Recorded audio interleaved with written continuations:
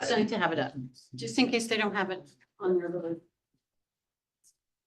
camera. Okay, are we ready to go live? Because it is 2:30. You are live.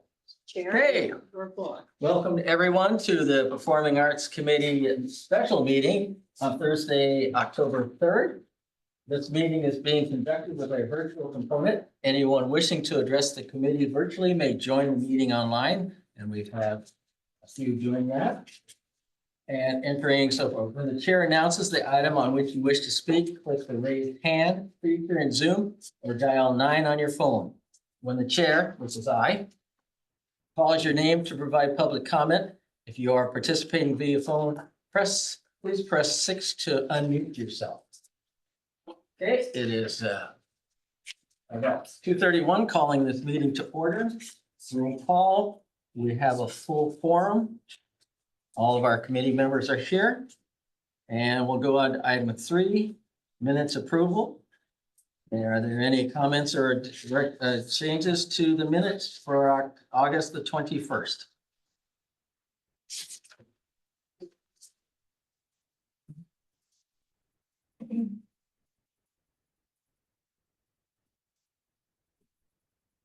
Okay, if there are no additions or corrections, do I hear a motion?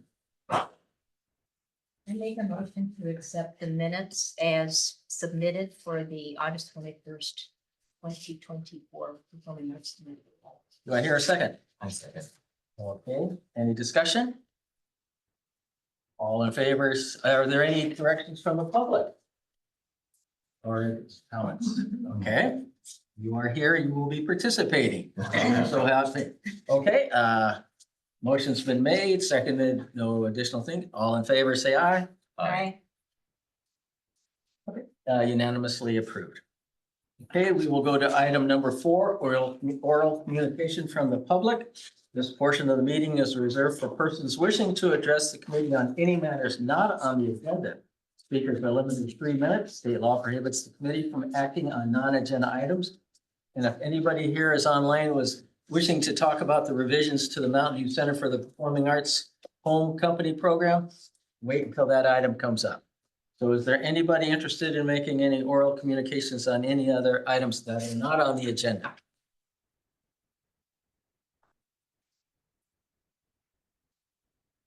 I'm looking. No raised hands on Zoom. No raised. Okay, no one wishes to participate, so then we will close the oral communication from the public and now move to new business. We are on 5.1, revisions to the Mountain View Center for the Performing Arts Home Company Program. There's been a recommendation made to us, and I believe we'll have a staff report. So we will have a staff report. We will then take public comment and then we will discuss item 5.1. So Okay, we'll start. Staff, please. we're ready. So this is the revisions to the Mountain View Center for the Performing Arts Home Company Program. This is from the ad hoc committee to this body for their approval or disapproval. Background, MVCPA offers performances by 3 home companies and numerous local arts organizations ranging from community organizations to regional production companies. I'm not going to read all of these things because you were all capable folks to read. The Mountain View Center for the Performing Arts opened in 1991 and currently attracts up to 75,000 patrons to the downtown annually. The MVCPA offers performances by 3 resident companies, multiple organizations, and regional production companies.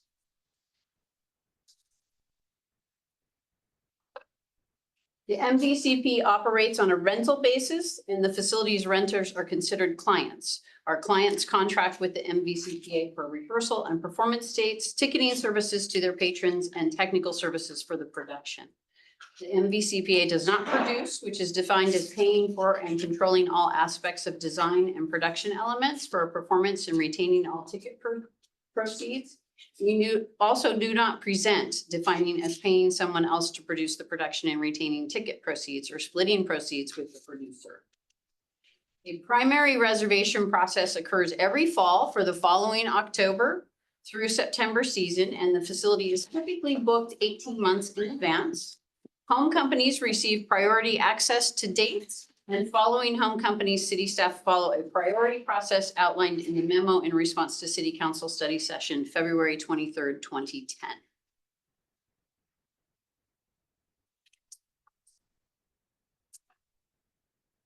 So the home company partnership has been in place since almost the inception of the building, and formal agreements began in August 25th of 1992. There are, at this current time, home companies use half of the performance dates available. I'm saying that kind of pointedly because it's not a 52-week calendar that we're looking at. It's the dates that are available for use, 52% between the two main users of the main stage only.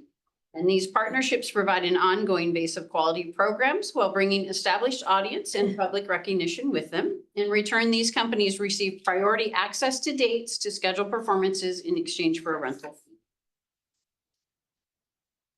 So TheaterWorks was founded, I just want to give a little bit of background for everybody that might be listening. TheaterWorks Silicon Valley was founded in 1970 and is in its 54th season, producing a variety of contemporary plays and musicals.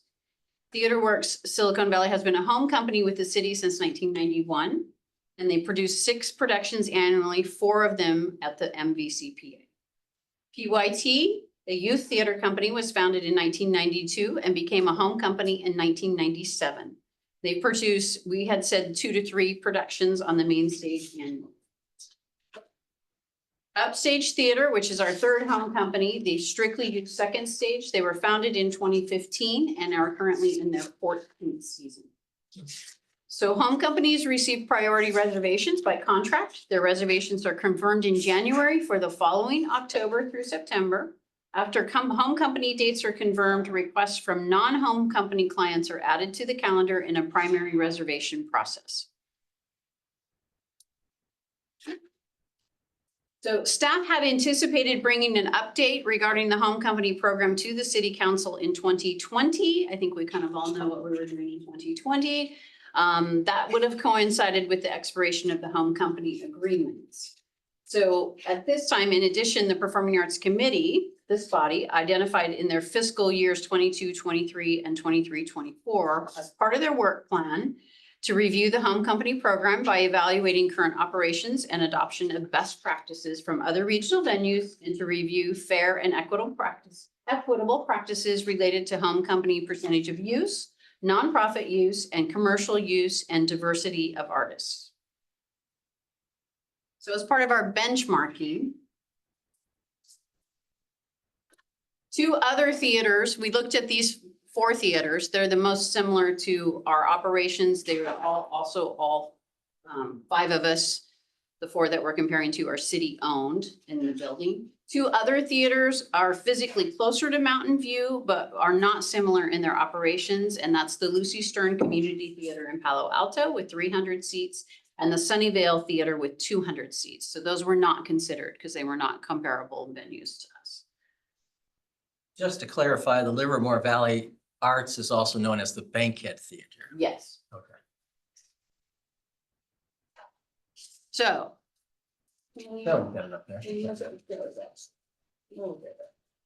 So these are the comparisons. As you can see, we're first, Mountain View Center for the Arts, the Livermore Valley Arts. They have 1 theater, the Bankhead Theater, and a courtyard. We have the 2 theaters and a park stage. The Lecture Center, of course, has the most. They have the Hoffman Theater, the Lecture Theater, the Wilkinson Theater, and an outdoor plaza, which is new. That's actually in front of their space. The Grand Theater has the Elena Sakopoulos Kounalakis Theater and the Studio Theater. Campbell Heritage Theater has 1 theater. That's an old historical building. In main auditorium, each seats slightly larger, 802. It is operated by a venue management company.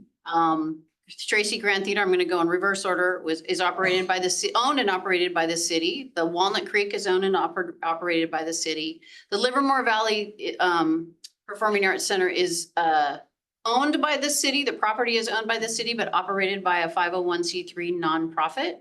And then again, ourselves owned and operated by a municipality. We'll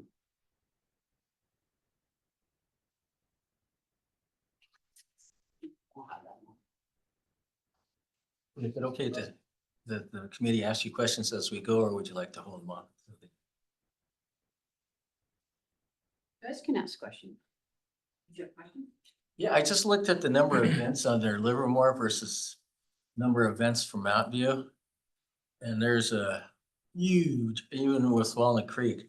So for for their main theater, they're doing 140, we're doing 32. And if I understand the Lesher, 96 different performances, not run, but just different acts come in during this period. Is that how I? So we've got number of events and performances. I'm glad you asked the question. So number of events and a performance. Now, events could be rehearsal, it could be anything that's going on in the space. And then the number of performances, I think, is what you're looking at. So we have 202 performances. They have 92 performances. And then obviously the Lesher Center has 4 spaces. So they have 151, 203, and 103. And then the Grand Theater is 115 and Campbell is 71.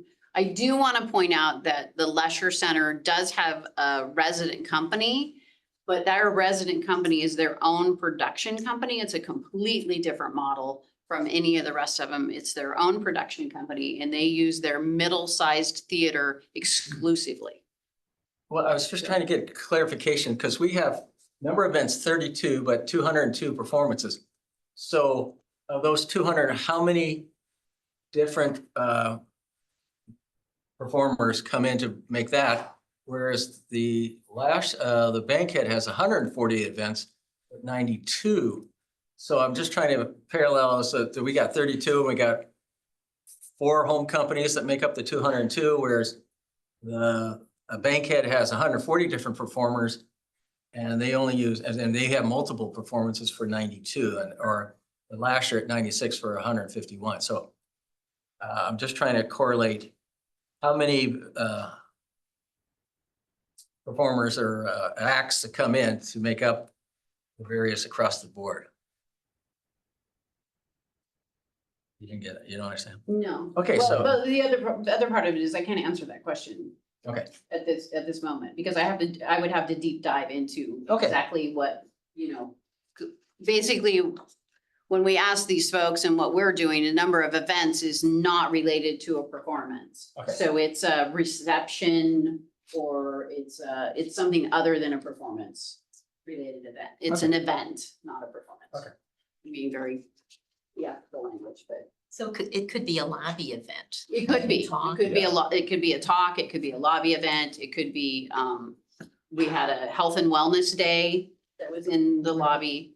It's something that's not performance related. okay, thank you for the clarity. Yeah, okay, did that help? Okay. Yes. it did. Sorry.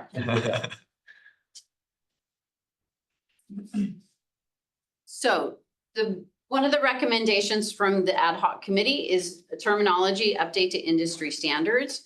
Resident company, of course, is a group of performers, artists, or production company that regularly performs at a particular venue, enjoying the benefits of a long-term association with that space. After reviewing the industry standards and benchmarking with similar venues, we are the only venue that Falls historically has called our relationship with our companies, home companies. So the recommendation from the ad hoc committee is to move that to resident companies to be with industry standards. Other recommendations, main stage limits. The home companies, as we said earlier, use 52% of the main stage available dates. To open more dates for the main stage, a maximum of 3 productions per season with no more than 4 weeks per production is recommended. Evaluating each home company's occupancy rate and adjusting their reservations for the next primary reservation. The suggested benchmark is a season average of 65% of theater seats sold. As a result of this, potentially 5 to 8 weeks worth of dates will be available for other clients. So one of the things I wanted to point out, and this is, we're in a very unusual situation. Coming out of the pandemic through the primary reservation process, we actually turned away 4 companies. And then this last year, we actually turned away 12 different companies that were looking to rent the facility. The example of some of those clients, Osbova Ballet Company, Melody Academy of Music, and ARCS. Enact Arts and Artists in Motion Bay Area. These groups varied in their request from 3 days to 2 weeks in reservations.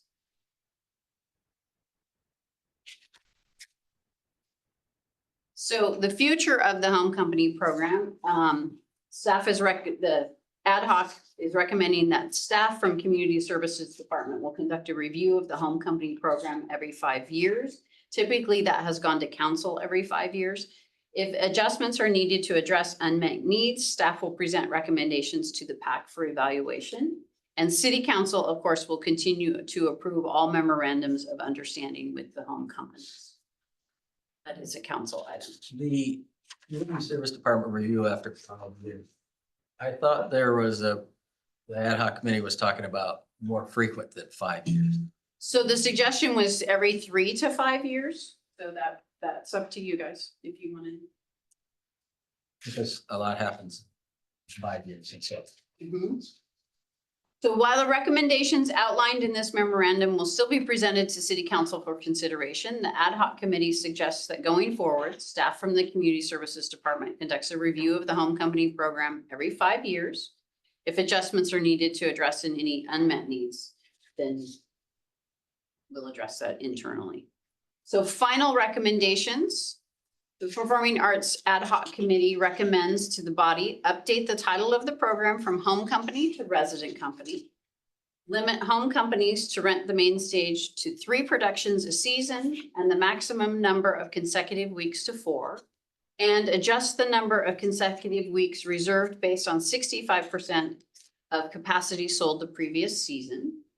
Community Services Department staff will monitor all future modifications of the home company program with guidance from the Performing Arts Committee and incorporate any modifications during the renewal process of the home company agreements. Number 3, the consecutive weeks, was that 3 weeks of show and 1 week of moving in? It wasn't specific. They get 4 consecutive weeks, use the state. So it could be 1 week to move in and 3 weeks performance. Okay. And that concludes staff's report. Okay. Before we go to the committee, we will take input from the public. And at this point, I'd like to remind everybody that you have 3 minutes. You would have someone with a timer. Okay, will that timer be a visit? Okay. And so when you come up to the seat, if you like, or you could stand where you are, please introduce yourself and which organization you represent. Since those two were here first, I will ask if they would like to start. Yes, you may sit. You want someone? Not yet. You're in a hurry. Yes. We'll wait until you start talking, so you have time to set up. We'll give you. Yeah, don't. As soon as you get the seat. I'm just kidding. Off you go. That's a really hot seat if we're doing that. As a representative of one of the existing home company, I'll introduce myself as well. As a representative, my name is Connor Day. I am managing director for Peninsula Youth Theater.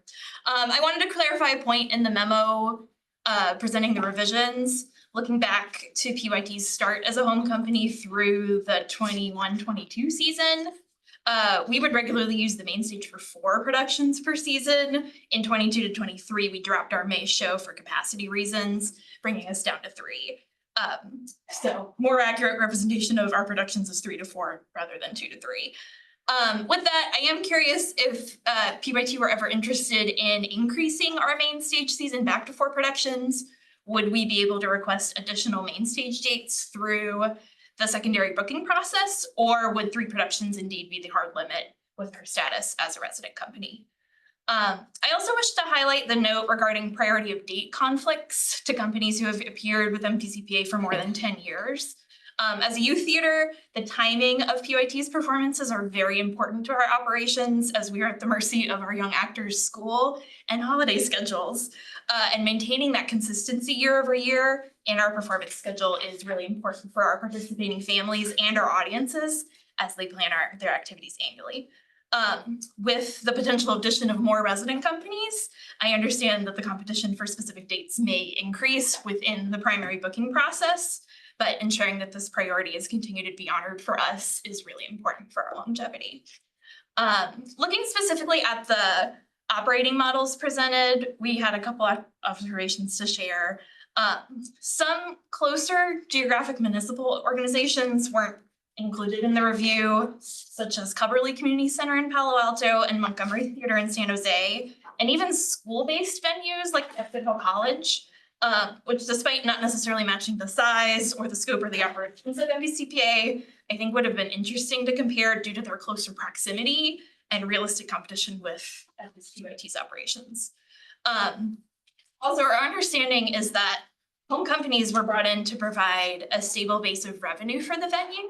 And looking at this data, MVCPA does have a better cost recovery of most of the other organizations, with the exception of Lesher, who is also supported by a Measure O that was mentioned and a parking fund, and the Campbell Center, which pays for a venue operator and only itself holds a fraction of their own performances. And if you look at that cost recovery on a per performance basis, Campbell supports the venue at about $3,300 per performance, where MVCPA is supported by Mountain View at about $2,200 per performance.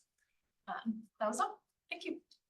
I'd just like to remind our guests that we're not able to answer your questions, but we'll take note of them and get back to you on those particular temas. Does anybody have any questions for this young lady? I have one. Had you looked, when you mentioned the local theaters, had you looked at them as a potential alternative place to perform? Yes. And the outcome was? They're definitely still in consideration based on the changes of this program. Okay, thank you. You're welcome. Next. Okay, anybody, please come up. Into the hot seat. I'm ready. Thank you, by the way, for the opportunity to speak today. My name is Giovanna Sardelli, and I am the Artistic Director of TheaterWorks Silicon Valley. And I'd like to thank the committee for the dedication to the Mountain View Center for the Performing Arts and for all that you do to support the arts in our region. So for 54 years, TheaterWorks has proudly served Silicon Valley with professional productions, new development, education, and community engagement programs. We deeply value the connections we've built across the peninsula, especially in Mountain View. Mountain View and the MVCPA are essential to TheaterWorks' mission and identity. It is our principal artistic home. And last season alone, 46,610 ticket holders from Mountain View and Silicon Valley joined us at the center for live professional theater experiences. An incredible season of community building that only the performing arts can create. So I'm here today because of the proposed change to the resident company model, which would limit our residency to only 3 productions per year, with just 4 weeks of time on stage to install, rehearse, preview, and run performances. And I want to point out that all weeks recommended in the change are actually being taken away from TheaterWorks. So a shortened timeline would compromise us by limiting critical technical rehearsals, and it would severely constrain our capacity to serve our current audience, which is now just starting to rebuild after the pandemic. And frankly, we may not survive this blow. As a proud resident company, we respectfully ask this committee to grandfather TheaterWorks' current model of 4 productions per season with a 5-week residency period for each into the new resident theater plan. So what sets TheaterWorks apart is that we create all our productions in-house. We're not a touring company. This makes time an essential commodity in our art-making process. Each production takes almost a year to design and to cast. We rehearse off-site for about 4 weeks prior to moving into the theater. And once we arrive at MVCPA, our production team works tirelessly to install the sets, the lights, the costumes, and sound. And we use valuable art-making time to allow actors, playwrights, designers to refine their disciplines. So in previous years, TheaterWorks was in residence at the MVCPA for up to 5 productions per season, with each residency lasting up to 6 weeks. Now, this has been reduced in part due to the pandemic and also in response to the center's efforts to create more availability for other tenants. Any further reduction would be devastating to the quality of our productions and harm if not destroy our organization, making it impossible to serve our current audience and attract new theater goers.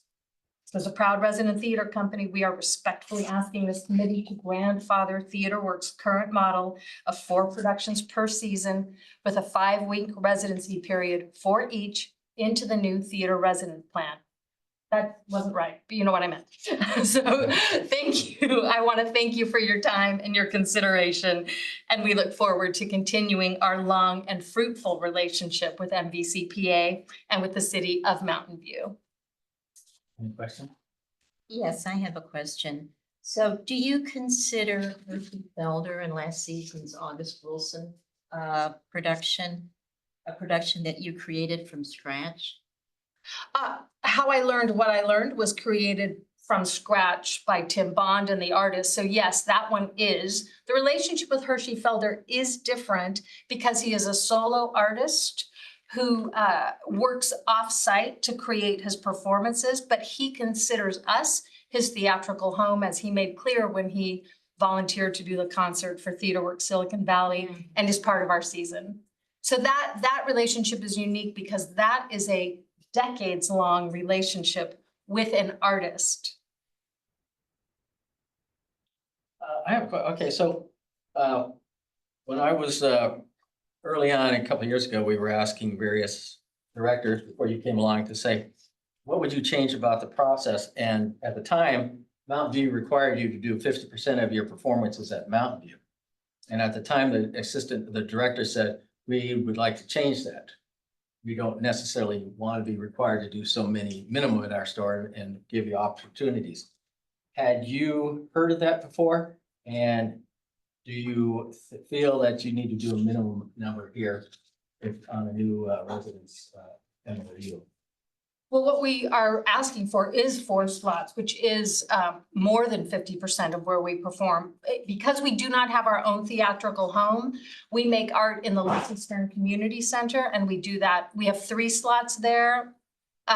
We haven't had that since the pandemic, so I think next season will be the first time we get that 3rd slot. But Mountain View is our primary home. It is essential actually to the economic viability of artists in the community. And so this center is what we are so interested in preserving and developing a deeper relationship with. Do you have any comments on that your shows are usually at 50% occupancy? Well, we're rebuilding as every arts organization from the pandemic. And so what I can tell you is we are tracking, and we can provide you this data if you'd like. Our subscriptions went up last year. They're up already this year. And so we can show you the data that shows we are rebuilding our capacity. We don't want that either. So we're working very hard to get our capacity. 100% would make us happy. And that's what we're aspiring to. So we're recommending 65%. I know you are, and I would be very curious, and I have to do my own research to see what every other performance brings you, given that I think the amount said in the presentation was, I don't remember the amount of performances you said, but being responsible for 46,000 tickets, I'd like to see how that compares, and I just don't have that data to know. So I'll look into that. But you keep a record, you know how many tickets you sold based on occupancy, so you guys have an idea. Yes, that's how I. Okay, so the can tell you. Yeah. 46,000, but you have also the occupancy based on those 46. You're correct about we look at each show and see what our occupancy was. We also track any trends we can see, and consistently word of mouth helps us, which is why the 5 weeks is important, because we tend to have our strongest sales in the final week. And so this is what we are in fact working to rebuild so that we can be a stronger partner, a stronger financial partner to the center. Did you have one performance where you shortened it? Instead of the 4 weeks to like 3 weeks or something, and that you were. I believe you are talking about the Hershey Felder coming in and How I Learned What I Learned. I know, I think it was a regular performance. I don't think it was. Was it Hershey. short? Was it one of those that you did shorten? No, we didn't shorten anything. We were shortened because of repairs at Mountain View Center. We did lose some tech time for a show last year, but no, we did not shorten anything. We have kept the time we've said, we have extension weeks, maybe that's what you're talking about, that we don't No, they wouldn't know use? about extension. Oh, then weeks. I don't know I don't know how to answer this. No, but you got shortened for tech because we had repairs. Yeah, exactly. Yeah. On the front end. On the Yeah, front end, but our, yeah. And you But were, didn't you, but you had a run and then, was it Hershey or August came in? So is that what we're talking about? Yeah, I think Okay, that's so what he's yes. thinking of. So what happened with that was in trying, we tried something new. We had an opportunity for Hershey Felder, who came and again donated his time for us. And what he said to us is he would like to come back and be in our season because he had taken a year off from Theater Works and he wanted to reinvigorate his relationship with us. And we looked in our calendar and found that time and realized that we as a theater company could take our show of Hill Will out into the tour. So we did a week-long theatrical tour, taking it to community centers and schools, and then put Hershey Felder in, partly to make more money, quite frankly, for us and for the center. So that was an economic and artistic decision that we felt benefited both of us. so when you took that 1 week off, were you still able to accommodate all your subscription holders? Oh, that was, what was interesting was we planned them in and some actually opted to not attend Hill Will and move their tickets into Hershey. So in essence, some people just kept that week and said, oh, I'll just go to the theater. Again, I can get you actual specifics, but I want you to know for us, this is the subscription base mainly stayed in their seats and just saw what we put on the stage. Some went to both, but most just stayed where they were. Thank you. You are welcome. Thank you. Oh, yeah. Or you- Either way. Whatever you're comfortable with. Well, I'm not comfortable at all. I had back surgery 3 weeks Oh, ago. so no. You're welcome to stand. It's easier for me to stand. Thanks. I'm Bill Adler, William Adler, and I'm a 28-year resident of Mountain View. And I have a very strong abiding interest both in Mountain View Performing Arts Center and in Theater Works. I was on the board of trustees of Theater Works for 14 years. My wife was on the Performing Arts Committee for 5 or 6 years back in the 80s. And as a consultant, she wrote a report, I'm not sure, Mr. McAllister, whether you remember this or not, on the economic impact of the center on Mountain View. When she was a Coro Fellow back then. So we've got this long, and I'm interested both, and I'm mainly interested in this symbiotic relationship between the theater and the city, Theater Works. When I read the report, I was surprised about a couple of things. One of the things that surprised me was there was no mention in it that I could find of the 2016 study, which I believe, Mr. I McAllister, was you there. attended and would remember. That was it. It was very extensive. We met with council and I represented Theater Works at that, although I was no longer on the board, but as a Mountain View resident and an interested party, I represented Theater Works. And I think you have to go back to that and take a look at what was done there because it was the first, so well, as far as I know, the last major study before today, before this report of home company, the center itself and home companies. So I would urge you to take a look at that again. The upshot of that was there was a decision not to revise the home company criteria at that time. And I think you also agreed with that at the meeting. Ever since 1992, the city council has affirmed that the rights of the home companies have to be respected. And even in this report that we're talking about today, it says you continue to honor the 10-year plus clients. But the proposal that's sitting out there would reduce Theater Works access by 25%, which is not a minimal amount. That's a major impact on the company. Even though since 1992, the council has repeatedly said, we don't want to jeopardize our relationship with the home companies. So I continue to take another look at that, along with Giovanna was saying, I'm not going to repeat everything you said very eloquently, but I think it's important to put the context there. Also in the context is when all the hubbub back in 2016 about letting other companies into the theater, Theater Works was occupying it 36 weeks a year. Theater Works is now occupying it 20 weeks a year. That's an enormous difference, and it's for many, many other companies to use it. In fact, TheaterWorks does not use it at all in the summer or in December. I know PYT uses it in December and in the spring. So there's no real rationale that I could find that explains this cutback to 3 and how that would facilitate some additional companies coming in. I think you need to have a better rationale for that than what appears in the recommendation. If you're going to go ahead with it, which I hope you won't. We are at 3 minutes. I'm sorry. That's the committee, we are at 3 minutes. Unless the committee would like to Thank you for extend. the opportunity. Questions? Any question for Bill? Thank you. Oh, I have one question. Oh, So sure. You said a 25% reduction, From 4 shows a year to 3 shows a year. and with that 25 reduction in reduced shows, how did that affect your ticket sales? 25% reduction, I assume.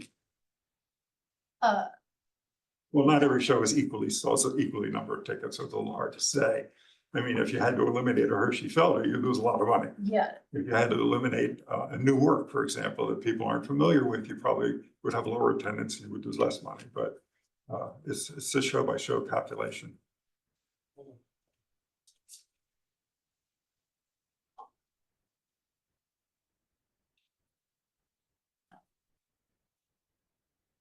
Yes.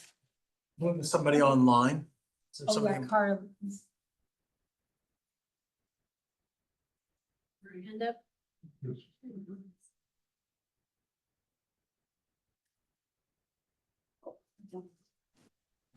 Hello. Oh, can I be seen? Let's see. You can be heard. We can hear you. Let's see. I'm not seeing a control that lets me put my camera on. Is that something you guys have to permit? I'm not seeing the ability to turn on my camera. So shall I just be audio? Oh, wait, let me try this. Yep, no, I think you've turned off the camera control.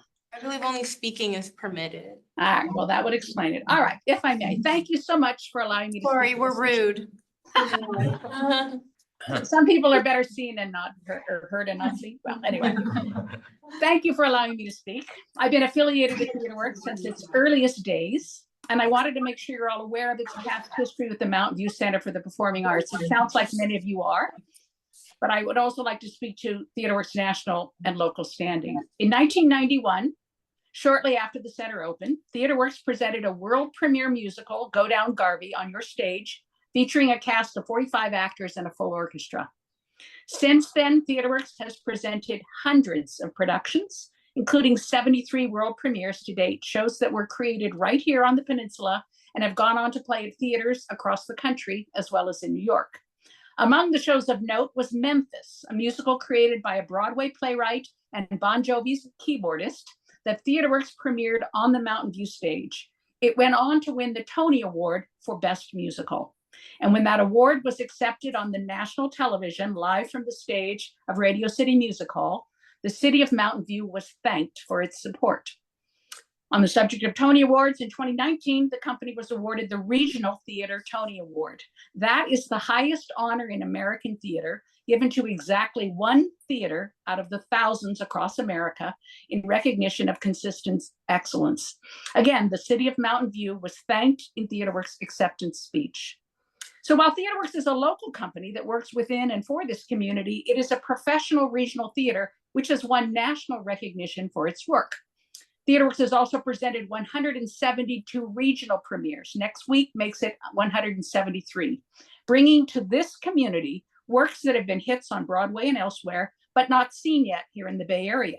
Mountain View residents get those shows first, thanks to TheaterWorks. Locally, the company receives Bay Area Theater Critics Awards for Best Play, Best Musical, Best Director, and so on. It has consistently won more than any other Bay Area theater, including ACT and Berkeley Rep. How is this of value to Mountain View Center? Besides bringing people from all over the Bay Area to the center, where they enjoy local dining and can discover other upcoming offerings at the center, TheaterWorks generates local and national publicity. According to our media monitoring service, in the past year, Articles about TheaterWorks that specifically mentioned the Mountain View Center for the Performing Arts reached 136 million total unique online readers. The advertising value equivalency is $1.6 million. That's in the last year. If we look at the last 5 years, which includes the pandemic, let me note, articles about TheaterWorks that mentioned the Mountain View Center reached 707 million unique online readers with an advertising equivalency value of $6.95 million. All of which is to say TheaterWorks has been a longtime stalwart tenant, has brought hundreds of thousands of patrons here in person, and promotion to literally millions of readers across the country and around the world. I hope this will be taken into consideration as you debate the merits of curtailing its future tenancy. Thank you. Anybody have any questions for it? Sure. Okay. Thank you. Thank you. We do have Vivek on Zoom as well. Well, let's alternate between the in-house guests. I'm up, my turn. It's okay if I sit here, no? Yes, good. Or scan. Good afternoon. While you're back. Thank you. Good afternoon. Thank you for the opportunity to speak with you today. My name is Aaron Nicholson. I am the Director of Development for TheaterWorks Silicon Valley. We will be sharing more information with you about our organization when we make our resident company presentation to this committee in November. But we are here today to share why we believe this committee should grandfather TheaterWorks' current for-production model with 5 weeks residency per production. I'll be highlighting the significant economic impact that TheaterWorks has on the city of Mountain View through the audience we bring and the local businesses we support. Last season, TheaterWorks attracted 46,610 visitors to the Mountain View Center. These patrons came to experience one of the 4 major productions we stage at the MVCPA. These theatergoers dine in local restaurants, enjoy nearby bars, coffee at local cafes, and visit small businesses throughout downtown Mountain View before and after the show. The economic ripple effect of these visits is substantial. Moderate estimations show TheaterWorks generated about $2 million in economic impact last season, going directly to the revenue streams of local businesses. In addition, TheaterWorks itself brings about 25 employees to the city of Mountain View for 20 weeks each year to create and produce our shows. These team members work and spend time in this community, further contributing to local business activity. It's also important to highlight TheaterWorks' direct financial contributions to the Mountain View Center for Performing Arts itself. As one of the center's largest and most reliable tenants, TheaterWorks pays between $75,000 to $85,000 per production to the center. This includes ticket percentage-based rent, ticket fees, and pass-through payments to the Mountain View Center for Performing Arts employees. With 4 productions per season, TheaterWorks is contributing well over $300,000 annually to the Mountain View Center for Performing Arts. As you know, the pandemic was a serious blow to the health of so many organizations, including TheaterWorks. Last year's Save TheaterWorks Now campaign showed us there is a groundswell of support in this community, which rose to the challenge to help the company recover its footing. Further reduction of our performances at the MVCPA would be a second blow that will be much harder to overcome. Our community support is robust, and we hope to enlist their voices in assuring MVCPA that TheaterWorks and its 4 production seasons are a valued asset of the community. It is crucial to maintain this valuable partnership model in its current form, and this is why we hope you will favorably consider our request today and grandfather TheaterWorks' 4 production model with 5 weeks of residency per production. Please know we are available at any time to join the committee in further discussion or to provide additional information. On behalf of everyone at TheaterWorks, thank you for your time and consideration today. Questions, anyone? I do. Do you have the demographic breakdown of your audience? We could provide that for you, yes. And then do you have it off the top of your head of who you're currently serving of the community, which section of the community? Mountain View is a diverse community. I'm kind of curious on where your demographics fall. Yeah, we could provide that information for you. I don't have it off the top. Not off the top of my head. Last presentation, I believe it was 88% white and a aging demographic as well. Our community is reflective of a wide array of different races. Does TheaterWorks have anything to say regarding that? Yeah, And who they're serving in the community? Yeah, we do. We take a deliberate and focused effort to have a wide range of representation both on the stage and in the audience, and to engage the entire community, all aspects of the community as best we might. It is a challenge for all theater groups to engage with everyone, but it's certainly our focus to make sure that we break down whatever barriers there are and provide access to the entire community. And we keep that as a North Star. We keep that fixed in our sights because we know that it's a problem in all theater and all arts that we have to make what we produce available and accessible to the entire community. Are there any particular reasons that are privy to you as to why that is challenging for your organization after 54 seasons? Well, I think it has to do somewhat with change in demographic through COVID. There are myriad challenges, and there's also issues with the growth of the company through the community. But these are challenges that we're willing to face head on. Willing to or have? Yeah, both. So you were talking about how much you contributed. Do you know the last time the financial costs and to the city and contributions were reviewed By the city I or you guys? I don't know the last time that it was reviewed. Probably 2016. But they actually had an update on pricing. Do you think that might affect you guys? If you were actually brought up to with appreciation to the current costs of operating this might affect you? I would have to see, but likely more information would affect us in some way.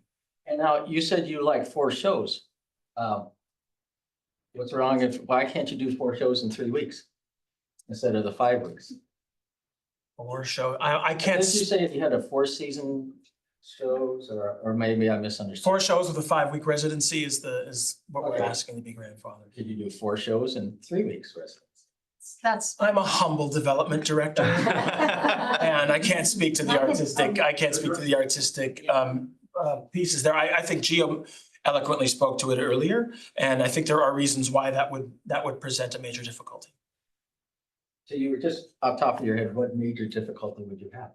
Well, again, I don't drive the artistic, so it's a question I don't want to misrepresent the artistic side and the production side. There are pieces that are required. That length of time is set by the production, by the number of artists, by the production schedule. So they could speak to that more eloquently than I really don't know. And they couldn't do some of that off-site?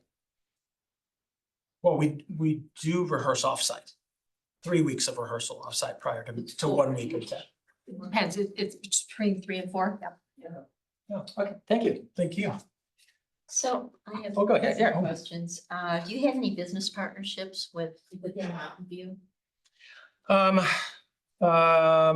Specifically, aside from the Mountain View Center for the Performing Arts, I don't know off the top of my head. We partner with J. Lore, which is, I think, a Mid-Peninsula. We partner with Herald Design Build. We partner with Edward Jones, which has branches here as well. And at the presentation last year, TheaterWorks expressed an interest in recruiting more board members from Mountain View. Has there been any success in that? We continue to recruit. I don't know that we specifically have added a Mountain View resident on the board as of yet, but the Committee on Trustees is certainly, that's something that we seek to make happen. While we're here, what does make TheaterWorks responsive to the Mountain View community in taking in input regardless of just doing good, other than good practice? What in your organizational structure makes TheaterWorks reflective of the Mountain View community structurally? I mean, almost all of our employees are from the Mid-Peninsula, and I think that includes Mountain View. I'm hard pressed to. include Mountain View? Do you know? I'm certain that there are people from Mountain View. I don't know who they are exactly, but I would have to go through that information. I can't speak to it specifically in this moment. In decision-making power? I don't know off the top of my head, but as evidenced by Bill Adler's presence here, who was president of the board for 15 years. Or for 5 years, I feel like that's representative of the swath of people that are, yeah. What was your title again there? Director of Development. And what exactly does that entail? Director of Development is in charge of fundraising efforts, stewardship, donor engagement, events, general good time. So as Director of Development, off the top of your head, we've asked you about demographics. What would you say is your demographics based on your experience? In terms of our donor base, When you do your events and so forth, yeah. our demographics are, I think anecdotally speaking, our demographics are Mid-Peninsula, Palo Alto, Mountain View, Redwood City, active theater goers. In my engagement, it's often people who are retired because there's kids out of home and they have expendable income. We also have a lot of younger donors in our constituency. If I was to do, I can't do it off the top of my head, sort of, this is the person, but typically people who are theater goers in Mid-Peninsula and of a certain age. I would say, in terms of generationally speaking, probably 55 to 75 is in the donor constituency, the more common demographic that you would find. Okay. You got the hot seat there. Yeah. Didn't you get there? So the memo says that TheaterWorks generated an estimated $2 million in economic impact. And I just wondered how that was calculated. Was that through the Americans for the Arts? That's calculator? correct. Based on American for the Arts, the average arts goer spends about $40 in addition to their ticket. We know the theater goers spend more typically because it oftentimes includes a dinner or what have you. And so we use the $40 times the number of people that we, and I think that's a pretty moderate estimation. You had a follow-up question? Okay, thank you, Eric. My pleasure. Thank you so much. Great questions. Okay. Is there anybody else that would like? Yes, please. Or is there, well, we were gonna go to one person. Yes, Vivek is still there. Sorry about that. Need a little extra time for prep. Vivek, you can have the floor. Can you hear me? Yes.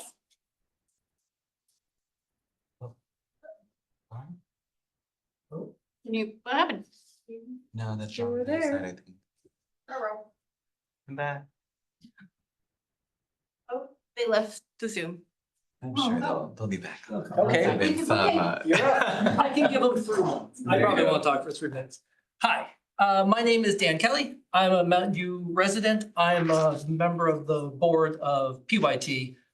I wanted to speak of how much of, I think, a community benefit PYT provides. I have 2 children. They went to PYT shows when they were too young to participate and got an introduction to theater. They've participated in innumerable PYT shows. They're too old now. And all those experiences were amazing, and they're largely possible because the theater is here. So that's thing one I want to say is I think, and another benefit, the school shows provide an introduction to theater for an enormous number of children. I don't know if you've been to those shows, but they're crazy. That's a lot of kids in that theater who get to experience a real theatrical event. I think all those things provide real value to the community. In addition to that, I wanted to say the pandemic was hard. Now that I'm on the board, I can see that the economics of running a theater organization are just fresh. And so I would ask that we not make changes that are going to break the model. It is genuinely difficult to keep theater going. And we're doing it, but it's not easy, and the pandemic really was hard, and we are still rebuilding. That's why we dropped down a show to some extent. I'm sad that we dropped that show. It would have been nice to keep it. Anyway, I'd ask that we not make changes that break the model for PYT. And my children, I want to speak up because I don't think anyone is here for Upstage either. It's mostly teenagers there. But that's also a good organization. It provides opportunities to a lot of teenagers. I wouldn't want to break the model for them. I mean, I know they only use Second Stage and not impacted, but I think that that organization also provides real benefit to the community. That's all I wanted to say. Any question? Did you imply that PYT does shows at the local schools? No, they bring in, they do midweek shows. Whenever they do a run, whenever we do a run, there are 2 midweek Okay. shows. They bring in the school students. It's, That's what, okay, it's full of field trip kids. okay. And the Stories on Stage as well is largely populated with field trip kids. No, we appreciate that. Okay. And I did have 2 kids that were, and I have attended various shows at the schools, so. Okay. I would enjoy those too. Okay, thank you. Okay, thank you. Did we have anybody else They online? come back? Yes, looks like Vivek is back. Okay. That's Okay, good. one more time, from the top, with feeling. Don't get carried away there, Executive Director. Can you hear us, Vivek? Hello? Yes, can hear I am. you. Can you hear me? Okay, last time I unmuted, it just logged me off, so that's why I had to jump off. So my name is Vivek Sharma, and I'm speaking to you on behalf of my daughter, Ria, who has been in the play with PYT for at least 6 years, since her kindergarten. And I have worked as a volunteer with PYT for all those 6 years. And this year, at some point, I heard that there were some changes happening and they may have to cut down stuff. And at times, Karen was telling me that they may have to just do away with stories on stage because the changes that were coming up were just too much for them to handle financially. That led me to join the PYT board. So that's another caveat. I want to tell you that PYT is just not a theater, a non-profit theater company. It's a labor of love for the people who work there, for people, the parents who volunteer, the kids who work there, who participate. And at any given point, there are 50 or 60 Mountain View families who are involved in this production. Apart from that, I was listening to your questions to Theatre Works, gentlemen. All the questions you asked them about how do you contribute to the community, do you have a relationship with the businesses here, all that PYT has had for all throughout its time. Now, it was painful to sit in a board meeting, my only board meeting, and see all the people who work in the artistic creation of PYT, pain in their voices, the business development person, Connor, Karen Simpson sitting there, Pam, the producer, Mike, all of them, they had painful expressions on their face. I think you should really think twice, thrice, 10 times to see what changes you're making. Because even if we miss one production, which we cannot do as PYT, the impact it will have on Mountain View community is going to be intense. Forget the fact that they do discounted things for the schools and stuff. They go out and do equity stuff, giving scholarships to people at the theater itself. The fact that we have the community from different backgrounds, that's one of the questions, the diversity. There are people from Azerbaijan and Zimbabwe, their kids and the parents participating in this production. And these are all Mountain View residents. So think of it, that at any given production, there are 50 to 60 families from different backgrounds interacting with each other for a period of 6 months or 4 or 5 months and making this production possible. I think if you really want to see PYT, you should come for rehearsals and dress rehearsals and see how the backstage works, because you'll see how vibrant, what a service PYT is providing to the community. Forget the productions. Forget that there are all theater people who are performing and doing fabulous shows as far as I'm concerned. Think of that. I would challenge you guys. Vivek, I'm sorry speak to of all interrupt, those but we things. haven't reached our 3 minutes. Good to Okay, thank you summarize. so much. That's all I wanted to say. Okay, thank you. Okay, who else would like to speak? Okay, we'll bring it back to, thank you. Anybody online? No hands raised. Okay, thank you, everyone. We'll bring this back to the committee for discussion, questions. I'd just like to start out with, a lot of people were talking about what we're doing here, but I think that we should have had a mission statement or why we're reviewing a lot of this stuff. And David, you were starting to get on, bring it apart, but my understanding is that when we started talking, the reason we were looking at reviewing this was, one, we were looking for how we can expand the theater diversity of shows and acts. We were also looking to make sure that we were bringing the fees up to current costs to run the production system.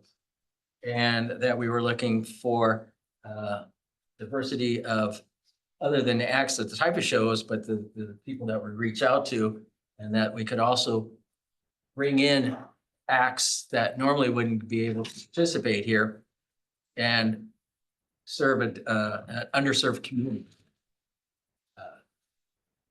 Does that sort of summarize what we were, some of the background of what we're trying to do here? Yeah. I have to expand on underserved communities too, because I think one of the things that is coming up is this idea that when we have companies and nonprofits who are arts nonprofits from underserved communities that are trying to get their foot in the door. And yet we have some community members that are also saying, you know, what about these different communities? What about, you know, this, or, you know, our, or my company, my this, when it's our community. And so I am feeling quite strongly while we are looking at our community, it must reflect people who have not had the chance to get their foot in the door. And that certainly is an issue that is outlined in our memo already. So that's just an initial thing as well. So while my company, so is ours. Our. Now, anybody, because I'll just give a little background or thought to where our ad hoc committee was thinking too. A lot of you know that the city is looking to economic vitality of the downtown area. It's been really hurt. And our information on the demographics that come to the theater is an older crowd, does not spend as much money or doesn't go out to the theaters or to the restaurants and the bars as younger people do. This is generalization. I'm not saying it's one, but and the type of shows that come in, even though they could be award-winning shows, I've seen shows where they still didn't have, they still have 50% occupancy rate on it. And if we're trying to tie in the economic downtown, I think the variety of shows coming in would help build that variety, a younger crowd, younger population that is willing to spend more money. $2 million is a lot of money, but if we had higher occupancy or we had different shows, I would assume that economic vitality would really be large.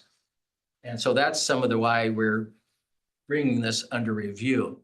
Now, did you happen to, Executive Director, happen to have a economic vitality or results for Bankhead No, I would have to, or Lasher?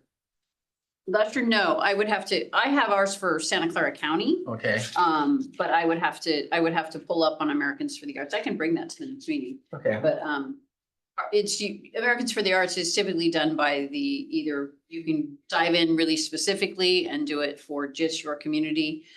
Since Americans for the Arts was here and did a presentation, I have the Santa Clara County. So the average local attendee spends $32.92. And non-local attendees spend $58.29 in Santa Clara County. And all attendees, if you average it, is $39.56. So they were referencing the $40. Okay, so we don't know, that's average, so we don't know if different age demographics are bringing in. No, it doesn't break it down that far. Okay. So, you guys' thoughts on where we should go with this and after you heard some input? I don't want to lead this conversation. I want to hear from you guys. I'm just giving context to why we came about with some of the ad hoc committee, we came up with some of this stuff. Well, I'd just like to remind everybody that the reason we're doing this is because we're way overdue, that council wants a review periodically. So that's why we're here. And after 9 years, I think it's about due. So if we go down to recommendations, number one, I think, any input from anyone on that one? Fun so far. Okay. Number two, recommendation. I have not heard anything from the Theater Works that would indicate that going down to 3 productions or 4, if we still gave the same time season. And you know, we should ask them about marketing. Maybe we'll ask who does the marketing for Theater Works? That was Carla, that was on. Oh, Carla, okay. Probably PR. She's PR, okay. Is she still on? Yeah, she raised her hand. She raised her hand. Okay. Let me know when she's live. Carla, are you there? Yes, I am. There we go. So Carla, a question for you. You mentioned when you were talking about best awards and so forth. Why hasn't that translated into higher ticket sales? Well, I think TheaterWorks, like all theater companies, is recovering from the pandemic. They took a terrific hit, all theater companies did. I think the difference between TheaterWorks and some of your other tenants might be when you have a group playing for 2 nights and they have a lot of families and whatnot coming to see their kids, then that's, you know, you can reasonably sell out 2-3 nights. TheaterWorks has a subscriber base that spreads out over 3 weeks. Part of that is because they all want to go to the matinees. You know that as well as we do. So it's getting people back into the theater at all, and then getting them into those weeknight performances and getting them into specific shows, right? Is this the show that's going to bring them in? To speak to an earlier comment, TheaterWorks has the first show that TheaterWorks ever did at the Mountain View Center was Go Down Garvey. 45 performers who were all actors of color, except for I think 2. Since that time, TheaterWorks has a robust history of finding and or creating works that speaks to the diversity of its community. TheaterWorks was doing this before anybody was doing this, before there was such a thing. Not only casting actors of all colors onto their stage, but finding or creating works that would speak to the diversity of the community in which it performs. Works that speak to the African American community, that speak to the East Indian community, that speak to the Hispanic community, that speak to the general community of people who are immigrants and newly come to this country. So TheaterWorks has had a huge dedication to speaking to that audience and to creating works that both enliven the audiences who are reflected on its stage, but also the audiences who live in this community and say, oh, I didn't really realize that person next door to me had that life experience, and now I do. So, but in terms of marketing, TheaterWorks has a strong relationship with San Francisco Chronicle and the San Jose Mercury News. I would say for every $1 they spend, they probably get $3 or $4 of additional free promotion, and is doing their damnedest to get those audiences back into the seats. And it is an uphill battle. It is, through the pandemic, we lost people, not just because they moved away, they moved out of the area, they worked remote from somewhere else, but also they, now they can sit on the couch and watch Netflix. And so convincing that group that no, theater is live and it's safe, and come back in and experience this live experience. And I think you have Gio right there in the room who can speak to it better than I can, but reminding people what you gain by doing work, by sitting in a theater and seeing work live on stage, and the sense of community that creates.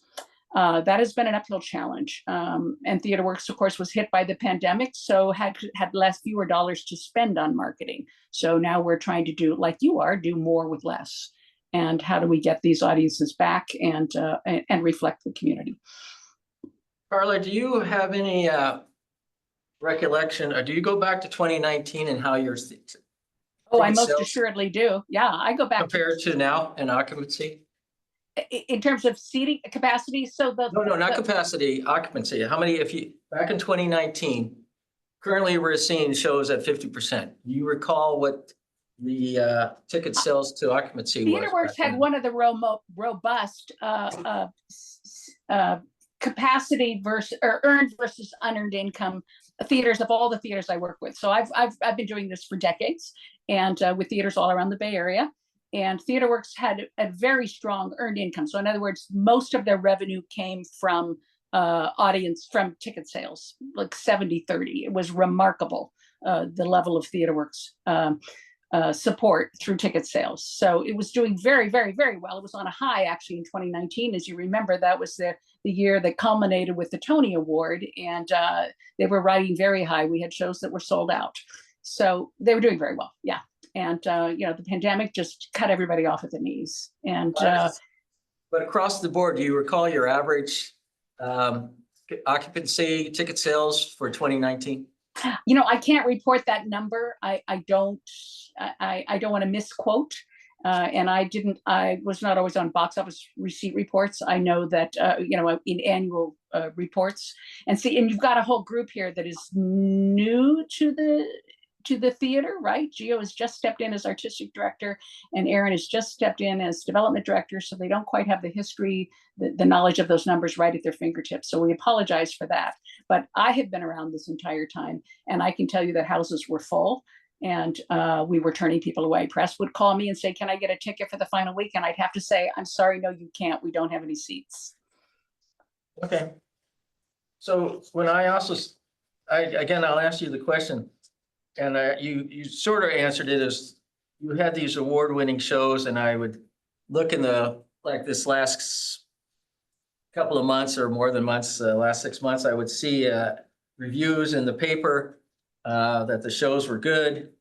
They were good shows, but still didn't translate into ticket sales. From marketing, do you guys have a plan going forward that will bring in those more people?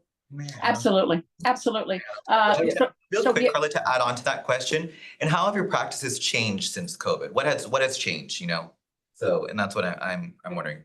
I'll tell you, one thing that happened at the same time as COVID was DEI, So one practice that very much changed at TheaterWorks and that I saw, and I'm an external counselor to the company, but I watched an enormous amount of time that TheaterWorks devoted to becoming an anti-racist company. It had always had a commitment to speaking to its community and elevating its community, but turned internally and said, how many people in which positions are people of color, and how are their voices being heard?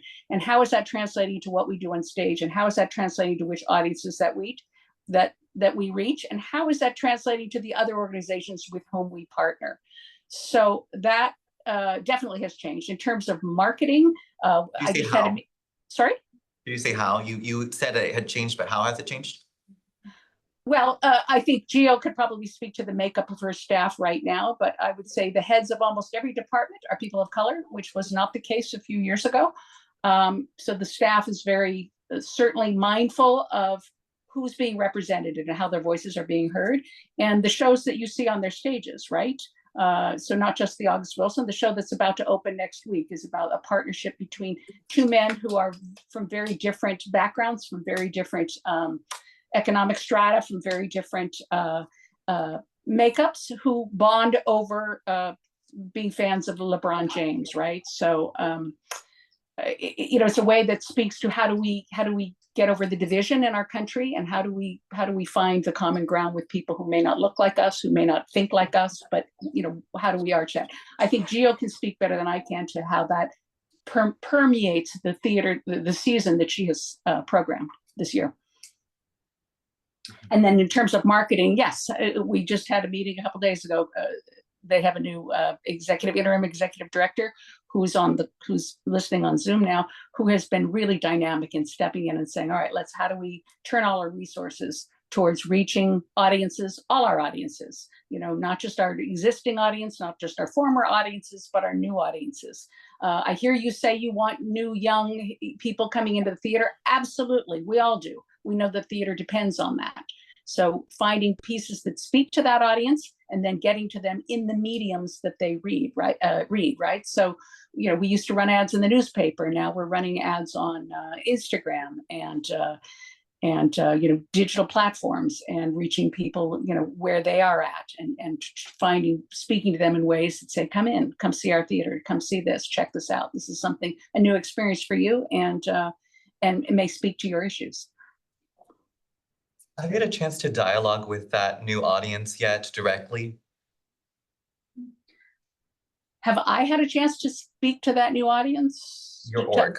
I would love Gio to step in here and speak to this. So she just ran the New Works program, which was all about audience talkbacks, and this is how we make art.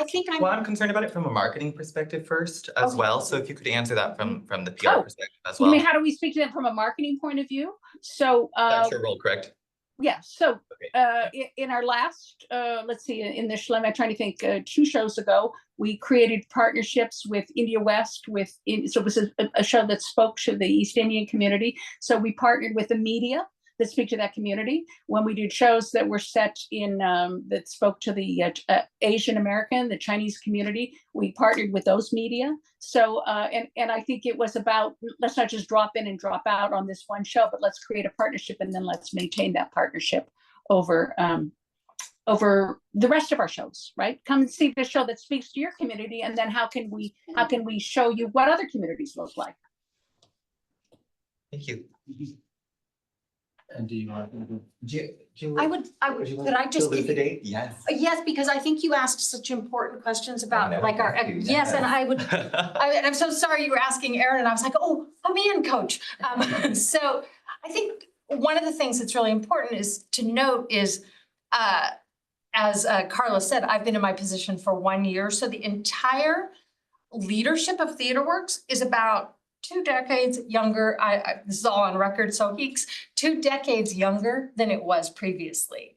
So we've added 3 board members who are also, I believe, in their 40s. They might be older with excellent skincare, but so we have made this a commitment. And are you all aware of We See You White American Theater, that document and the call to action from our own community members? It was a big call during the pandemic, which was basically about EDI work. And one of the things that I valued so much was that while other theaters were being excoriated during this time, TheaterWorks was uplifted because of, as Carla spoke, our commitment to equity, diversity, and inclusion. To that end, like most theaters that were predominantly white-led, we got lazy.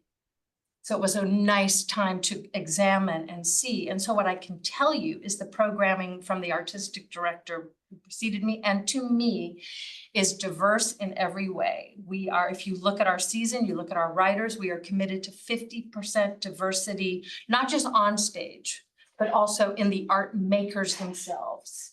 Because we are a LORT professional theater, so often we're also looking to these smaller companies to uplift communities, because if you haven't had the opportunity to produce at a major theater, we're also creating mentorship programs to uplift, because diversity is key. I am my 2 artistic partners are both Filipino, so I have handed them artistic programming because we need to reach out to demographic. We need to include the people in our community. We recently, just last year, formed the Core Writers Group, which is a program that supports, right now we are at 14 Bay Area playwrights, and it was set up to be a multi-generational, multi-racial, multi-ethnic conversation of support in the Bay to uplift the voices, to produce the work, but more importantly, to be in communication, to understand what haven't we done, what can we do, what must we do. It is our North Star, and I'm so proud because I can speak to significant changes in every area of the organization that I think exemplify our values and our commitment to that. Does your donor base reflect that? Not, well, yes and no. I mean, I want to be very honest. Yes. Again, in the place where, I mean, of course, as I'm looking at our board and I'm thinking, again, because our founder, Kelly, Robert Kelly, was so instrumental in this, we have been so privileged to have Yogan Dalal, who is a major venture capitalist. I mean, there are people of who see themselves reflected or have access in other organizations who came to ours because the door was open. And so that has always been reflective. It is certainly reflected in our donor base, and we're doing everything we can to make the audience reflective of that. That has been, I think, where because we had so many people, as Carlos spoke, we actually didn't look at who was there. We were just happy they were there. And now it's more intentional about connecting to communities. You're so welcome. And I appreciate One it. question for you. If you're an artistic director, is Yes. there a general manager? At this moment, there is not a general manager. At this moment, we're in a transitional change, and we have Chris Henderson as our interim executive director, and we are seeking that position. There's a So follow up, I got other questions I have for you. COVID made a lot of changes. yes. Chaos came about and you had to adjust. Why do you say when we asked you to reduce your schedule that it's an adamant no? Have you, instead of saying, well, we had to adjust otherwise, why is this such a hard adjustment? Part of that is because, and again, we as a professional company beholden to unions and things that other people who are in your space may not have. One of the things is because we are uplifting professionals and working with these unions again, that we spend 1 week in your theater just preparing the show, technically putting our sets in and building the theater. So 1 week is already gone to a residency in that way. The next week has performances where we're still rehearsing and engaging with the audience. So we actually have 3 weeks of presentation to sell the tickets and do the artwork. And as I said, one of our trends that we're seeing, which is very good, is that by the final week, we are selling very well. So word of mouth is good. People are returning. Our job is to get those other 2 weeks full. So by cutting off our time, you actually limit our success to the extreme detriment of our bottom line. Our job is to work very hard out of the gate. So, go ahead. Let me follow up here. So you've never really tried to do what we're asking you to do? We have, so again, I'm not the marketing representative, and so we did reports about why we do the weeks we do. We hired Swibel Arts marketing consultant who conducted a bunch of research and surveys, because that was one, of course, coming in as a new artistic director, I was asking all these questions. I unfortunately received the information in my brain and made decisions, don't have facts and figures, but I can get them for you as to why this was the financial model that suits us the best. When you say financial model, you're looking at total revenue? I'm looking at everything, total revenue. Yes, because it is expensive for us to do that week. So there must be a return on investment. So It's your upfront costs, but hypothetically, couldn't you recover your costs in 3 weeks? If you had fuller houses? at this moment, no. And that's why if you make this change next year, that is effectively gonna harm us. We need time to do that. We need time to build our audience. Like I said, consistently, we're great in that final week. We need time. So this could be a stretch. And I don't know, I've been when Best of Broadway first came to San Francisco, I was an early subscriber. In fact, I was an original subscriber in the seats. And we've done other Best of Broadways here. And from what I saw is the groups they're filling up, smaller runs. The audience adjusted because the chaos from COVID made everybody change their set. Have you thought about taking the opportunity to say, well, the audience is open to adjusting versus to come in and accomplish something versus saying, no, that won't happen? We have, yes, and that's, we've looked at that whole, we're looking at that model all the time. I'm curious because when you say Best of Broadway, are you speaking of known titles? Because Oh, yeah. if you, exactly, so the difference is. I'm just saying it was a stretch when I gave you that, I said it's a stretch. And It is and the stretch is Hamilton comes here. I mean, I saw Funny Girl. I drove up to San Francisco. I loved it so much, but we don't do that. We create the shows. We're the theater that makes Memphis. We're the theater that is uplifting Lloyd Suh this year and doing Heart Sellers. And there's a risk in that. That is the other thing. When you are introducing to a community and engaging for the first time, doing committed to bringing new voices and new people to the theater, then you must have time for growth. And that's the difference. People may not leave. So that, I just want to say that. That's the difference. Known titles, and we're actually creating art and creating so if you're artists. bringing new people, they really, isn't that an opportunity to sort of train them to come early? So we got a 3-week Yes. run, sign up now. You give us 5 more years with the structure we have and we'll see how we train them. Because that, I agree with you. Nothing would make me happier than opening a show and having them all there.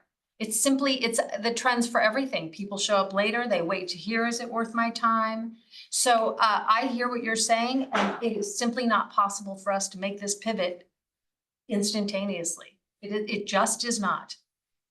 Okay, thank you. I'd Oh, like go ahead, yeah. to point out, though, that the committee is trying to respond to what we're hearing from the community here, that they want different acts. And that means more open dates.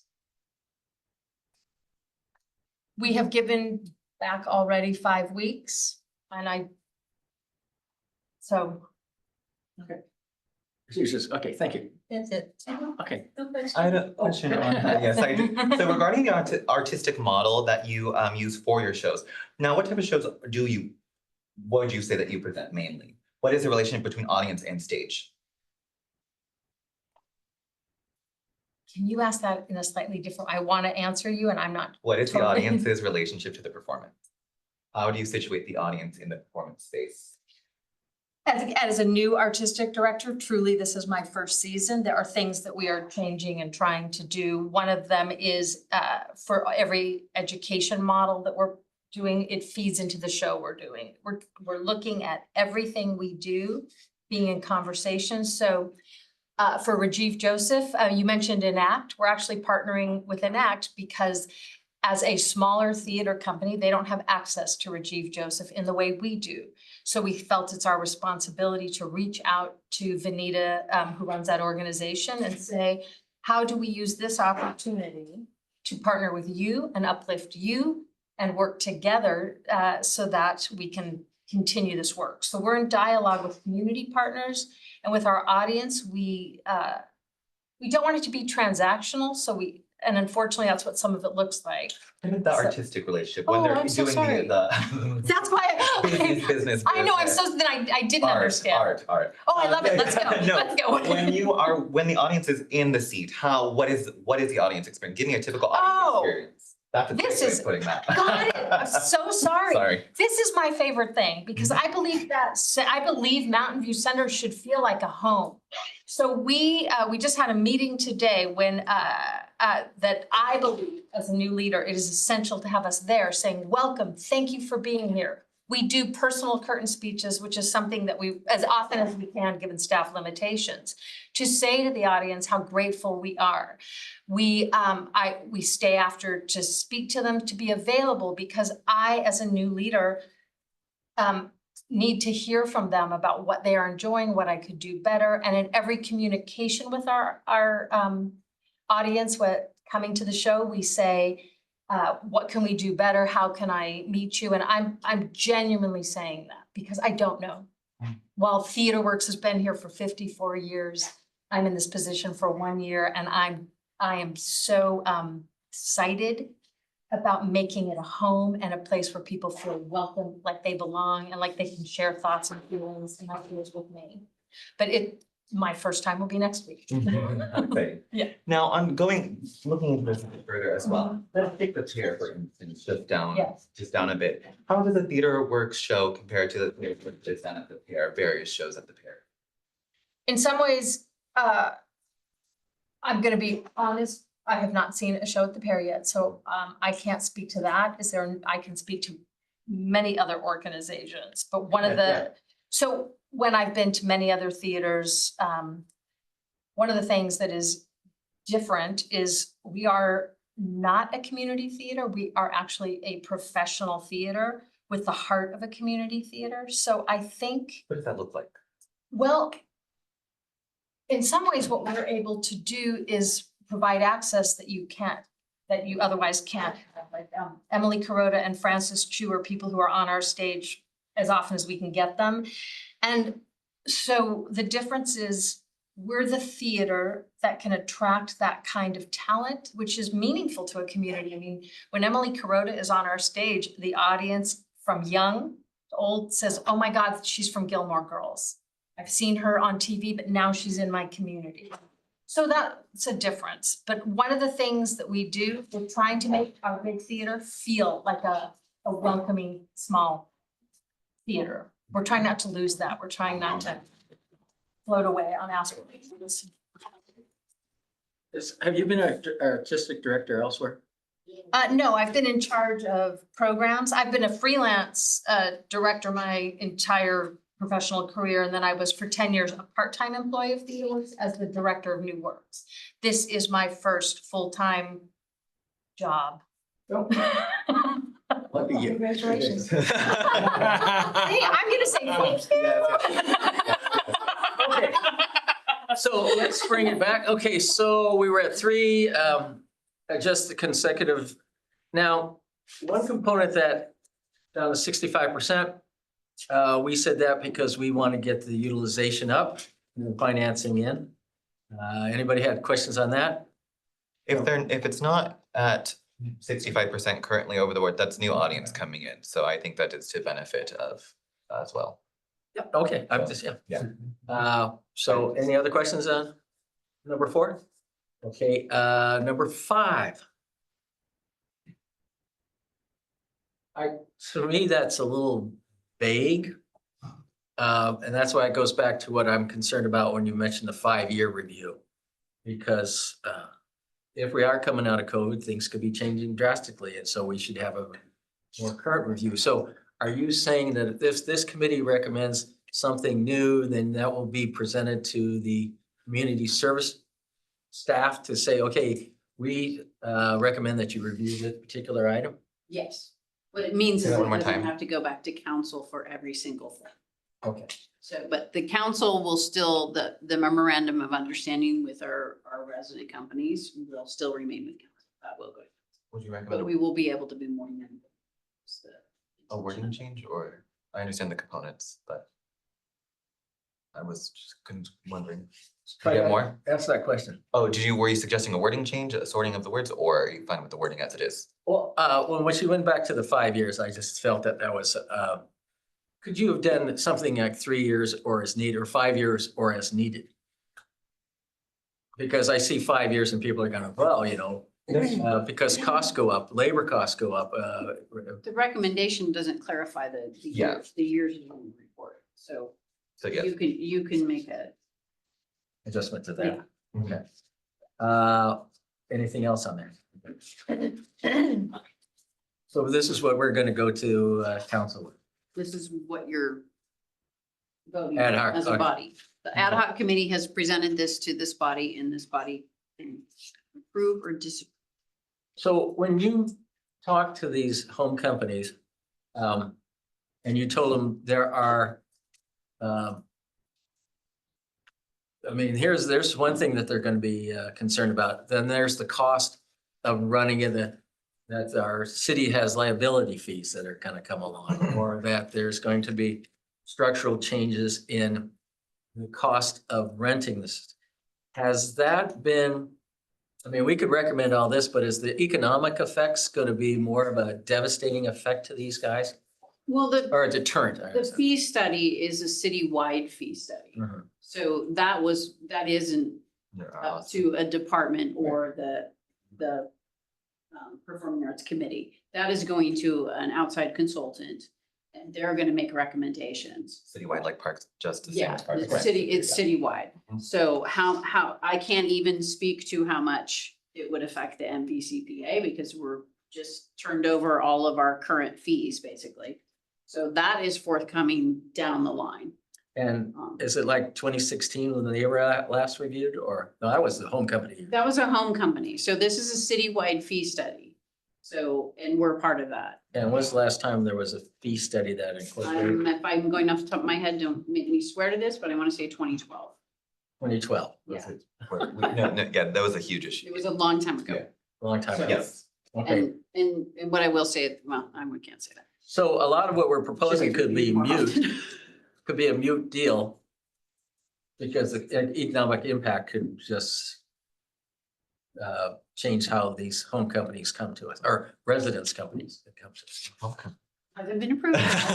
Oh, I'm Still just, home companies hasn't been approved. okay, well, Um, I'm just going, so well, I think it's a whole different conversation, to be Okay. frank. It's not, I just wanted to be upfront in this report that the citywide fee schedule is forthcoming, and that may adjust the fees.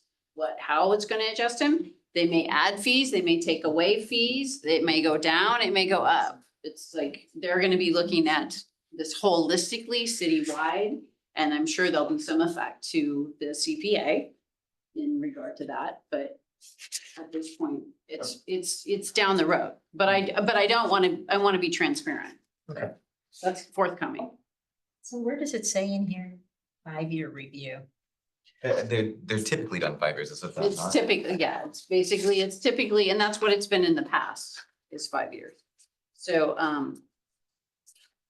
well, that's so- typically, but Yeah. times have changed. yeah. I thought I read it somewhere though. So it says future, it's on page 6, future review. Suggests that going forward, staff of the community services department conducts a review of the home company program every 5 years. So that would basically, we can you guys, whatever you want to do, we can modify number 5. If we want it to be, if are needed to address any unmet needs, staff will present recommendations to the PAC for evaluation. And then, of course, city council will still be in charge of the memorandum of understanding with these companies. And then their contract specific to their use of the facility is an independent contract with the division as a whole. So you took the longer, so you, in your report, it says every 3 to 5 years, and so it took 5 years because that was traditional. Yeah. If we did best practices with the other theater, do they have a 5-year or do they do different? So to be really frank, other theaters don't review their home company program or resident company ever. You lock in your resident companies and call it good. Okay. It's just not reviewed and not reviewed at a council level. But that's because of the oversight of that's the usual aspect of this Yeah. center, so Yeah. that's just Yeah, a. it's- That's kind of a Mountain View departmental council thing. Well, we're changing It's things. very hard to, what I will say, it's very hard, especially when you have established resident companies in your facility, it's very hard to come back and say, okay, we like these folks, but we want to add 3 more folks in. Or we want to add 2 other companies in. It's like to add that in, you're taking away days to your community groups and then, vice versa. Since I was second to Bill there at the 2016, there was people coming to us, but nowhere in here are we indicating that we want to add residents or home companies. No. We want to add diverse acts coming into this is our goal. I'm just saying this to the group. So Through our clientele, yes. yeah, I have no interest to bring in more home companies. I just want to tighten them up a little bit so that we do open the dates. Okay, so is there any thoughts on that? Otherwise, I could entertain a motion or you guys want to comment? Just for clarification, I'm sorry, before you do that. I thought I understood you to say that you're not going to change anything based on what you heard here today, or you're not going to go back and rediscuss it based on what we all said today. Is that true? Is that what you said? No. Because I it think still you said goes- now we're gonna send this to council.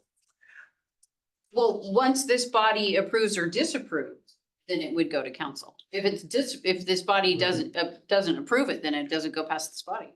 No, and I understand that. I realize that.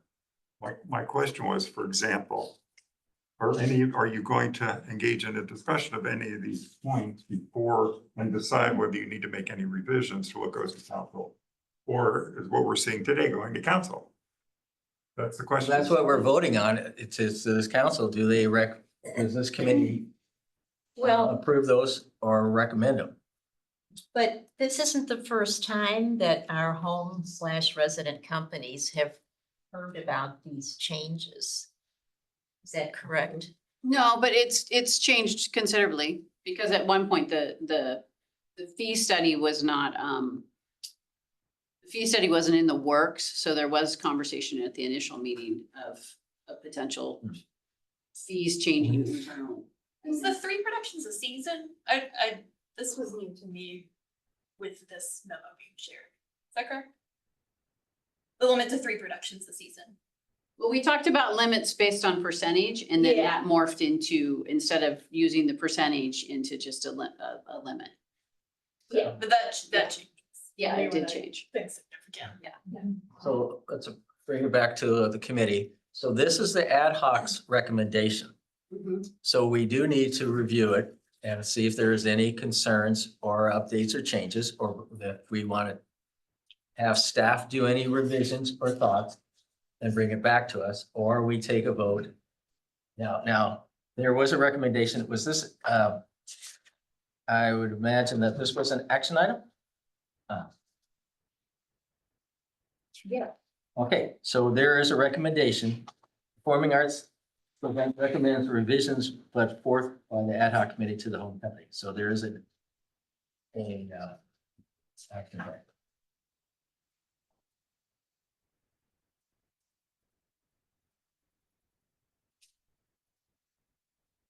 So any last thoughts, any questions, any motion?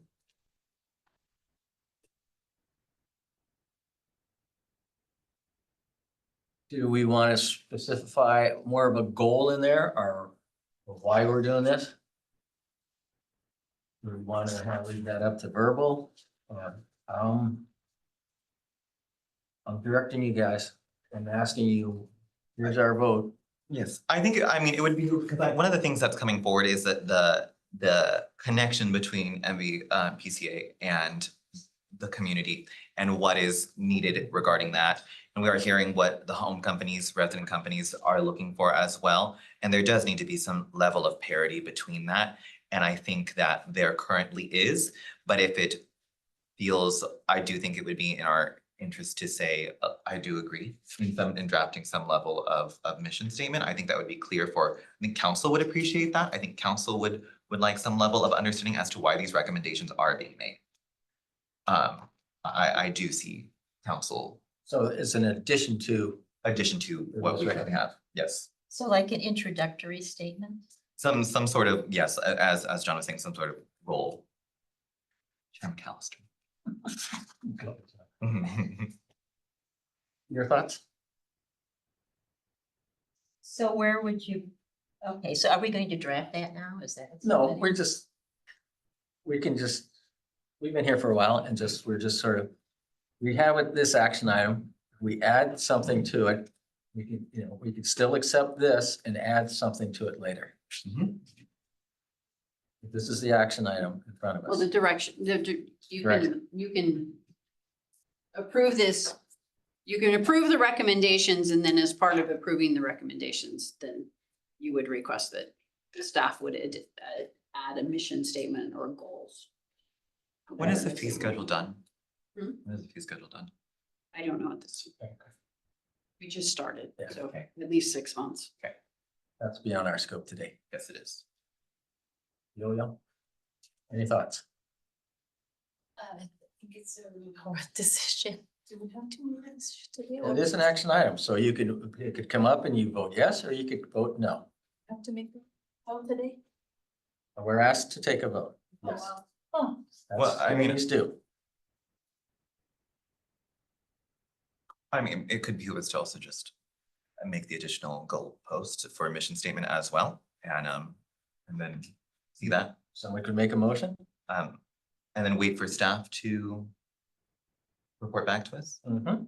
I do think that is the motion to go with, is to first make, well, so I would like to make that as a motion. I would like to make a motion to add an additional mission statement or goalpost as to why the reasoning behind some of these changes in relationship to the center itself and the community itself. Could I rephrase that? Yes. Would your motion say, accept the recommendations and direct staff to come back with a mission statement that would clarify or? I would say revise the current recommendation to include the mission statement. And then that's what I would make the motion as. Do I hear a second? I'll second. Oh, yeah, okay. Oh, what? Go ahead. No, she seconded it, yeah, awesome. Or were you having a comment? Okay, we have a motion to accept the ad hoc committee's recommendation and direct staff to come up with a mission statement that gives an idea of why we're doing this. And what was the motion recorded as so far? Just clarify what was written down. Staff to receive, to revise different memo and to add in should state in order to clarify our reasonings to the council. I just hear, so that. Go ahead, say what you want to say. So then, no, that's like that. So I hear a difference in what was written down and recorded right now versus accepting it currently. And so that's which motion was seconded is the question to the committee members that seconded it. I heard accept the recommendation and add mission statement, direct staff to come back to us with a mission statement. I sort of should consent. Does that reflect what your motion is? Understanding. That was your Is that your understanding? understanding? Okay. Accept Just the good. ad hoc recommendations. Great. Just making sure we were all on the same page there because I Okay. heard something different. Oh, that's good. Okay. Okay, we have a motion on the table. So we all in favor, say aye. And raise your hand or. Okay, it's unanimous. Any opposed? Okay. So we will recommend this to the council. And then the other parts will take care of themselves. Okay, Clarification from staff, the mission statement you want to come back at the next meeting. yes, please. Okay, and then with that, 5.1 be closed. Thank you for all attending. Appreciate your input. We will go on to number, is there anybody online that, okay, for 6.1? have four things, but nobody's raised their hand. Okay, so we're going to number 6, committee / staff, announcements, update requests, and committee reports. We'll get them at the next one. Okay. No action will be taken, okay, on any of these other things. Next performing arts committee meeting. Well, before I go to 6, Tomorrow with like October 16th. I know it's 16. yeah, we're moving right along. Can I go back to number 6, and I apologize for people, but I just want to go 5 before I go to the close, and I apologize for that. It's not intentional that but I didn't hear any compelling statements from the home companies that they can't change. They just said, this is impossible. And I would ask staff if they go into deeper conversations with these people and say, why not? I'm curious about the same. So do you want staff to reach back? I can Yeah, reach back. yeah, because my operating modem, if, when I was on council and someone said we can't do it, I go, why not? Right. Mhm. And people are in their comfort zone, I'm saying. And I was trying to ask the questions I was asking them to try to go, and they kept saying, no, no, no. And that is not acceptable to me. So I could not sit there and support them with their going, no, no, no. well, we need all this, so. It's a municipal facility. Well, and End of the plus day.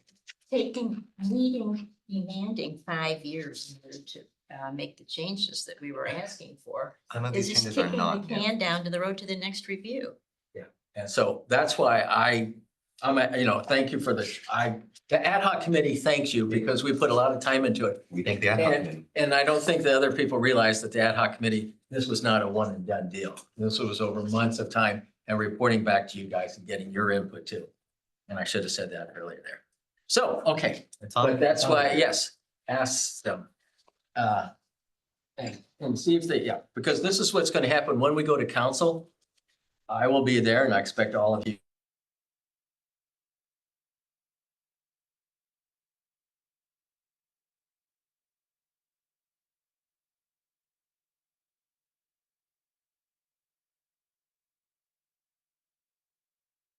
None. Any new on staffing? Have you got more people on board? I do, but I didn't want to bring him to this meeting. I'll bring him to on the 16th. Okay, I would just. Scare 'em away the first You were time. talking about and your CIPs, how are they coming along? They're coming along quite well. First is capital outlay. I'm working. with this And is the new projector here? right now. It is. How exciting. It is. Yay! We've used it 3 times already. So it's warm, John. Get snippy. And what did you use it for? We had Giants Rising, which was the movie about the redwoods. And then what else did we use it for? Oh, I missed it. There was that I know I Was that free or paid? That's paid. I mean, was it free to the audience or was it people had to pay to see it? People had to pay. And And how well how was the house? it was a lovely movie. Okay, sure. No, but is this something relatively new? Yes, Okay, yes. when you put in new, we're open. If Okay. you've been doing it for 5 years, we're not too excited. But we are, I am, Brand new. It's okay that it's kind of. I want to They try. tested the system. Yes, I want to see us try new things and so we go. Okay? Adjourn. Oh, wait, no, I can't Next adjourn. meeting? The next Performing Arts Committee meeting will be held October 16th at 6:15 in the Atrium Conference Room. Again? I'm so excited. to Unless- see We're this back soon. here. Yeah. Unless there's an opportunity to see something out of that new projector. Oh, yeah, we Oh, yeah. could just go there and watch. The 16th, Theater Works just loaded in this week. So, Okay, so we can't have a demo. yeah, you can't have a demo. Not yet, but we could do it probably, look at the November meeting, maybe we could do it now. The 20th. That would be nice. Yeah, just to see how state of the art, it is state of the art. It is state of the art. It's shiny and new and honestly, if we put up the old projector next to it and showed an image and then showed the new one, you'd be like, oh, what happened over it? It's like you're trying to adjust your glasses because it was Well, just that so- bad. It was that bad. It was just It's AI fuzzy. powered. It was fuzzy. Is this a projector that TheaterWorks and other companies could use in their production? Okay. Because I saw, what was that one show that they did the dance and then they did the modern stuff? Yeah. It's Mood. So they had 2 projectors. Well, but I guess they had their own or did they use ours? Did they use a reverse image one? For the back? I'm not sure. I think they used ours and then one of their own. Okay, so, Usually people have been bringing in their own. okay, so if we took our old one, would it be, so would somebody use our new state-of-the-art shiny one and use our old one and say they're really not compatible, we can't use both at the same Yeah, time? you can. No, our old ones. Oh, it's Dun, gone. dun, dun. It's not in second stage? In the warehouse. It's retired. Okay. To be, Recycled. to be frank, it was already recycled when it came to us. Oh, Uh, okay, So it's now retired. okay, guys. Hey, Silicon Valley, we've got the latest. Yeah. Well, thank you for your support. Now, the hard part for you. Yes, we're adjourned. Okay. Now we have to go support or stand behind our decision.